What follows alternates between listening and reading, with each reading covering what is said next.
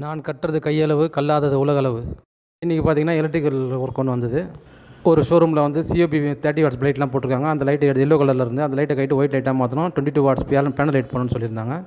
சைடில் கவுண்டரில் இருந்தாலும் எல்லோ லைட்டாக இருக்கட்டும் சார், சென்டரில் இருந்தது ஃபுல்லாக வந்து பேனல் லைட் 22 வாட்ஸ் பேனல் லைட்டாக மாற்றி விடணும்னு கேட்டிருந்தாங்க. அதில் பார்த்தீங்கன்னா அந்த சிஓபி லைட் 30 வாட்ஸ் லைட்டோட கட்டிங் வந்து சின்ன சைஸாக இருக்கும். 22 வாட்ஸ் பேனல் லைட் கட்டிங் பார்த்தீங்கன்னா கொஞ்சம் பெரிய சைஸாக இருக்கும். அதை எப்படி கட்டிங் பண்ணுன்றதை நான் வீடியோவில் வச்சுருக்கேன் பாருங்கள்.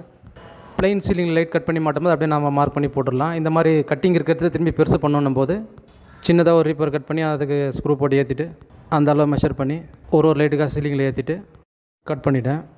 40 லைட் அந்த மாதிரி மாட்ட வந்து 40 லைட்டும் மாட்டோம்.